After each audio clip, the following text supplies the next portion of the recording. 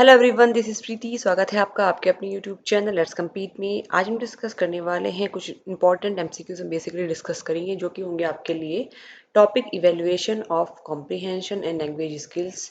Important topic आपके लिए है ये, और क्वेश्चंस भी इंपॉर्टेंट है। DSSP का एग्जाम आने वाला है, साथ में एमपीटेट रीट के भी एग्जाम आपके होंगे। तो इंग्लिश पेडागोजी के अंदर कुछ इंपॉर्टेंट एमसीक्यू डिस्कस करते हैं इस टॉपिक से रिलेटेड। छोटा सा टॉपिक है, छोटे से क्वेश्चंस हैं कुछ, लेकिन इजी क्वेश्चंस रहेंगे। थोड़ा सा दिमाग लगा के अगर आप करेंगे तो हो जाएगा। क्वेश्चन नंबर 1 इज देख लेते हैं। The evaluation process in learning is, learning के अंदर जो इवेल्युएशन प्रोसेस है बेसिकली वो कैसा होता है, ये क्वेश्चन पूछा है। तो ये मैंने इवेल्युएशन आपको बहुत बार पढ़ाया हुआ है। तो ये क्वांटिटेटिव प्रोसेस होता है, क्वांटिटेटिव या क्वालिटेटिव दोनों है, या खाली क्वालिटेटिव होता है या फिर डिस्क्रिप्टिव। तो अगर आपने इवेल्युएशन को बहुत अच्छे से पढ़ा है, और अगर आप CCE की मैं बात करूं, अगर उसको बहुत अच्छे से जानते हैं, तो आपको पता चलेगा कि क्वालिटेटिव एंड क्वांटिटेटिव दोनों ही पक्षों पे ध्यान दिया जाता है जब हम बात करते हैं इवेल्युएशन की। ठीक है, तो उसका करेक्ट आंसर होगा option number 2। Question number 2 is which of the following is an essential part in formative assessment. पूछा गया कि फॉर्मेटिव जो असेसमेंट होता है उसमें एसेंशियल पार्ट क्या होता है। स्टूडेंट होते हैं, टीचर होता है, बोथ 1 and 2, आइदर 1 और 2। देखो, फॉर्मेटिव असेसमेंट क्या है और समेटिव असेसमेंट क्या है, डिटेल वीडियोस पे बनी हुई है, पहले आप वो देखें उसके बाद समझें। देखो, फॉर्मेटिव असेसमेंट बेसिकली होता है जो आप पीरियड्स के दौरान लेते हो। समेटिव असेसमेंट वो होता है जो आप साल भर में जो एक बार होता है आपका असेसमेंट, वो समेटिव है। और फॉर्मेटिव में ये है कि आपसे जैसे कि क्लासरूम में आपने कुछ पढ़ाया है बच्चे को, और उसके बाद जो है आपने क्वेश्चन पूछ लिए ताकि उसकी जो है क्वेरीज दूर हो, उसके डाउट्स दूर हो, तो वो फॉर्मेटिव असेसमेंट होता है। ठीक है, या फिर जो आप टर्म टेस्ट लेते हैं वो भी एक तरीके का फॉर्मेटिव असेसमेंट है। तो इसमें स्टूडेंट और टीचर जो है दोनों ही इंटीग्रल पार्ट होते हैं, इसके एसेंशियल पार्ट होते हैं। तो बोथ 1 and 2। ठीक है, चलिए नेक्स्ट है।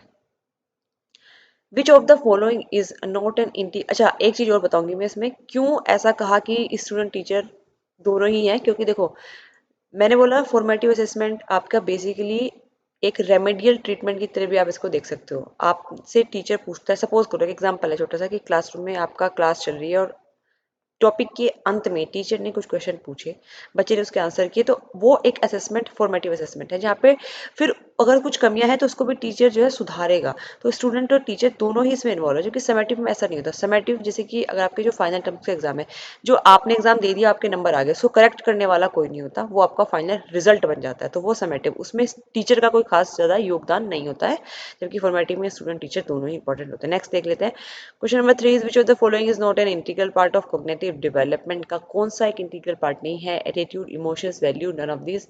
तो इसका करेक्ट आंसर होगा option number 4, none of these. चलिए, question number 4 is formative assessment and evaluation focuses on filling the blanks of learning. Formative assessment basically किस पार्ट के ऊपर फोकस करता है लर्निंग के। तो प्रोसेस के ऊपर या प्रोडक्ट के ऊपर।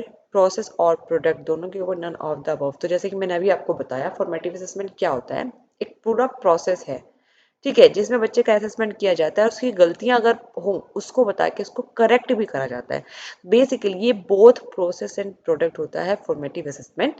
तो करेक्ट ऑप्शन होगा आपका ऑप्शन नंबर 3, ये आप ध्यान रखेंगे। ठीक है, और देखो, बहुत इंपॉर्टेंट हो जाता है आपके लिए फॉर्मेटिव एंड समेटिव को पढ़ना। हमेशा क्वेश्चन पूछे जाते हैं फॉर्मेटिव एंड समेटिव असेसमेंट से, तो उससे अच्छे से आप इसको पढ़ेंगे। वीडियो आपको प्लेलिस्ट में मिल जाएगी, सीटेड पेडागोजी करके एक प्लेलिस्ट मैंने बनाई है, उसमें आप देख सकते हैं।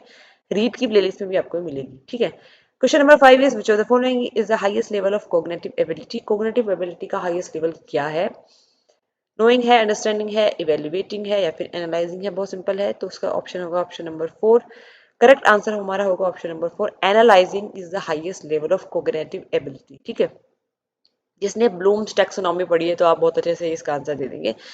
एनालाइजिंग हाईएस्ट लेवल होता है कॉग्निटिव एबिलिटी का। फिर भी अगर आपको कुछ डाउट होता है मुझे प्लीज कमेंट सेक्शन में बताना। अगर वीडियो पसंद आती है तो प्लीज वीडियो को ज़्यादा से ज़्यादा लाइक करें, और चैनल पर नए हैं तो चैनल को सब्सक्राइब करें, और ज़्यादा से ज़्यादा शेयर भी करें। Question number 6 is dyslexia affects. Dyslexia basically क्या चीज़ को अफेक्ट करता है। ओरल लैंग्वेज को, साइन लैंग्वेज को, डायलैक्ट को, रीडिंग को।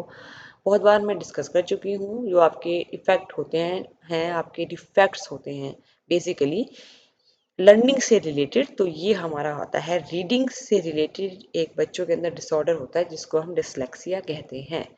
नेक्स्ट क्वेश्चन हम देख लेते हैं आपका। चलिए, Question number 7 is while assessing a group work a teacher should not focus on। जब टीचर एक ग्रुप वर्क को असेस कर रहा है मतलब उसका मूल्यांकन कर रहा है तो टीचर को किस चीज के ऊपर फोकस नहीं करना चाहिए। शोइंग कंसर्न फॉर अदर्स, दूसरों के बारे में कंसर्न दिखाना, चिंता दिखाना, cooperative learning process, assessing each child work, taking initiative in work.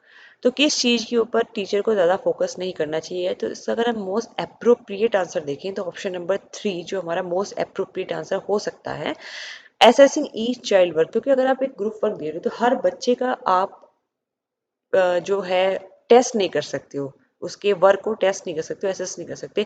Group work का मतलब यही होता है कि आप ग्रुप में वो चीजें करवाइए, बच्चों से ये चीजें करवाओ। ठीक है, एक का असेसमेंट दूसरे बच्चे से, दूसरे का असेसमेंट तीसरे बच्चे से, इस तरीके से। ठीक है, तो ग्रुप वर्क करने का मतलब ही वही होता है कि उसका कुछ हमको फायदा मिलना चाहिए। तो ये थोड़ा सा अप्रोप्रिएट आंसर है, असेसिंग ईच चाइल्ड वर्क पे ज्यादा फोकस टीचर को नहीं करना चाहिए, बाकी सब जो तीनों पॉइंट है उसके ऊपर फोकस करना चाहिए। क्वेश्चन नंबर 8 इज डिसग्राफिया जो हमारा होता है बेसिकली वो किस तरह की डिसेबिलिटीज है, लर्निंग डिसेबिलिटी, रीडिंग, राइटिंग या फिर नन ऑफ दिस। तो अगर मैं ग्राफिया की बात करूं, जब भी ग्राफिया लिखा कहीं होता है तो बेसिकली राइटिंग से रिलेटेड डिसऑर्डर होता है। तो ये आपका होगा डिसग्राफिया बेसिकली राइटिंग डिसेबिलिटी है। ठीक है, और अगर आपको लर्निंग डिसेबिलिटीज के बारे में जानना है तो आप वीडियो देख सकते हैं, प्लेलिस्ट में है। और फिर भी कोई डाउट हो या किस टॉपिक पे अगर आप वीडियो चाहते हैं वो भी आप मुझे प्लीज कमेंट सेक्शन में बताना। Question number 9 is while drafting a notice students may be instructed to use language. जब ड्राफ्ट करते हैं नोटिस को तो स्टूडेंट्स को किस तरीके से लैंग्वेज का यूज करना चाहिए, डायरेक्ट करना चाहिए, डिस्क्रिप्टिव करना चाहिए, इंट्रीग्यू करना चाहिए या फिर इलेबोरेट करना चाहिए। तो डायरेक्ट यूज करना चाहिए, direct use of language is the best way to use a language. ठीक है, तो करेक्ट आंसर होगा इसका option number 1 direct. Question number 10 according to the new pattern of education evaluation is a end process. मतलब evaluation किस तरीके का process है अगर हम न्यू पैटर्न ऑफ एजुकेशन को देखें, बाइपोलर है, ट्राइपोलर है, यूनिपोलर है या फिर ऑटोमेटिक है। तो ट्राइपोलर प्रोसेस होता है, हम अगर एजुकेशन की पैटर्न की बात करें उसमें जो इवेल्युएशन होता है बेसिकली ये ट्राइपोलर प्रोसेस है। तो ये कुछ इंपॉर्टेंट और बहुत ही छोटे से बेसिकली वीडियो मैंने बनाने की कोशिश करी है। इंपॉर्टेंट क्वेश्चन है इंग्लिश पेडागोजी के, और इसी तरह की वीडियोस जो है मैं लाती रहूंगी टाइम टू टाइम ताकि आपका जो है क्विक रिवीजन हो जाए रिगार्डिंग इंग्लिश पेडागोजी। फिर भी अगर कुछ स्पेसिफिक टॉपिक के ऊपर आप वीडियो चाहते हैं प्लीज मुझे कमेंट सेक्शन में बताएं। बाकी हम जो है पूरी कोशिश करेंगे कि जो है आपको जो है बहुत अच्छे से मैं इंग्लिश पेडागोजी पढ़ा सकूं। चलिए फिलहाल के लिए इतना ही। आई थिंक जल्दी मिलते हैं अगली वीडियो में, तब तक के लिए bye bye and take care.